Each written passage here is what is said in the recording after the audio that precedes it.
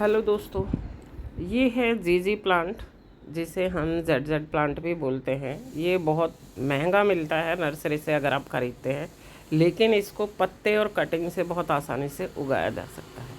अगर आपने एक बार ये प्लांट ख़रीद लिया तो फिर बहुत सारे पौधे आप इनके पत्तों से ही बना सकते हैं।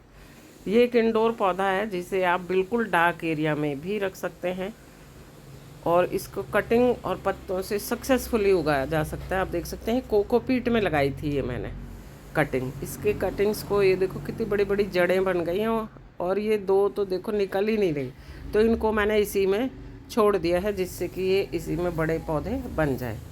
और इसके अलावा इसको पानी में भी उगाया जा सकता है। ये देखो पानी में कटिंग बन गई, लेकिन इसका जो नीचे मोटा वाला जो पार्ट होता है ये जो जिसे हम स्टेम बोलते हैं वो अभी बहुत छोटा बना है, यानी कि पानी में ग्रोथ उतनी नहीं होती जितनी मिट्टी या कोकोपीट में हो जाती है। इसके अलावा ये रेत में मैंने कुछ पत्ते लगाए थे तो कुछ तो सूख गए हैं, लेकिन जो सूखे हैं उनमें भी नीचे वो जो गोला सा बनता है स्टेम बनती है वो बननी शुरू हो गई है, लेकिन कुछ पत्ते बिल्कुल हरे हैं।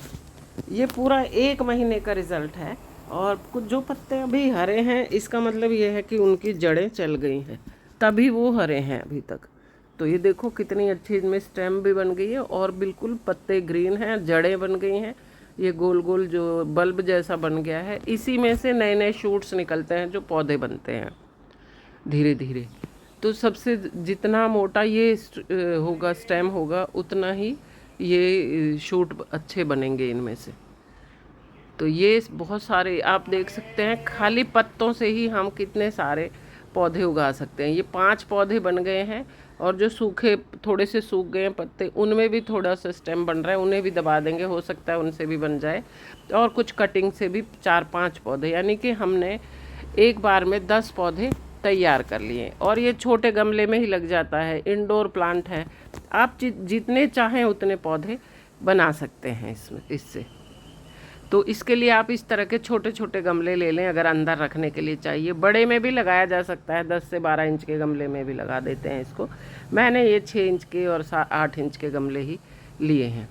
तो इनको मैंने देखो साफ़ करके दिखाती हूँ आपको, कितनी अच्छी इनमें स्टेम बननी शुरू हो गई। और इसमें भी देखो एक तो कितनी बड़ी बन गई है। तो ये सारे ही पौधे अब मैं दूसरे गमलों में लगा दूँगी जिनमें ये बड़े पौधे इनके तैयार होंगे। तो ये बहुत ही अच्छा पौधा है, एकदम लश ग्रीन रहता है, बहुत ज़्यादा केयर की इसको ज़रूरत नहीं होती है। सबसे पहले इसका जो मरने का कारण होता है सिर्फ ओवर वाटरिंग, यानी कि इसको पानी नहीं चाहिए, बहुत कम पानी की ज़रूरत होती है। तो इसलिए कुछ चीज़ों का इसका ध्यान रखना है। जिन पौधों को पानी कम चाहिए होती है उनकी मिट्टी बिल्कुल पोरस होनी चाहिए, एकदम वेल ड्रेन्ड सॉइल होनी चाहिए, पानी उसमें रुकना नहीं चाहिए, नहीं तो जड़ें गल जाएंगी। ठीक है, तो ये मिट्टी मेरी है काफ़ी पोरस है, लेकिन उसके बावजूद इसमें थोड़ा सा है ये रिवर सैंड या रेत। अगर आपकी मिट्टी चिपचिपी है तो उसमें आप 30% ये रेत ज़रूर मिक्स कर लें, इससे पौधे की जो मिट्टी की बाइंडिंग है वो कम हो जाती है। तो और सड़ने से बचाने के लिए ये मैंने डाल दी है इसमें कोकोपीट और इनको मिक्स कर दिया है अच्छे से। इनको खूब अच्छे से मिक्स कर लेना, रेत पूरे उसमें मिक्स हो जाना चाहिए। ये चिपचिपी मिट्टी में ख़राब हो जाता है। कभी कभी मिट्टी में फंगस होती है और हम उसकी केयर करते हैं अच्छे से, सब कुछ, फिर भी मर जाता है। इसलिए उसमें या तो आप कोई भी जो डिसइंफेक्टेंट जो उसमें मिलते हैं मार्केट से वो भी ले सकते हैं, नहीं तो आप इसमें नीम की खली मिक्स कर दें या आधा चम्मच हल्दी मिक्स कर दें, उससे भी काम चल जाएगा। तो मैंने नीम खली मिला दी है, तो अब इसमें मिट्टी में कोई फंगस नहीं होगी। तो ये हमारा सॉइल मिक्स हो गया है तैयार, और इनको अब हम लगाएंगे अपने जो गमले मैंने लिए हैं 2-3 उनके अंदर।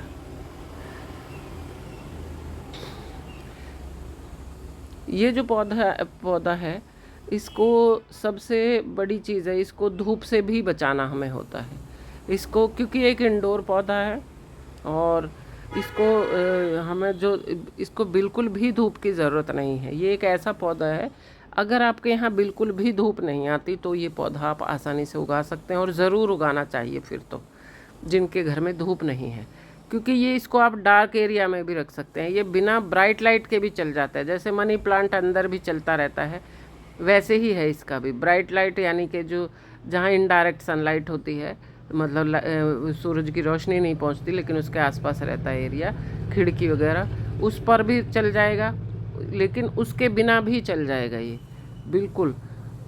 इसको आप किसी भी ऐसी जगह पे रख सकते हैं जहाँ बिल्कुल कभी धूप ही नहीं आती, ठीक है। तो ये इनको मैं इस तरह से लगा दूंगी इसमें, और मिट्टी अभी डाल दूंगी इनके ऊपर।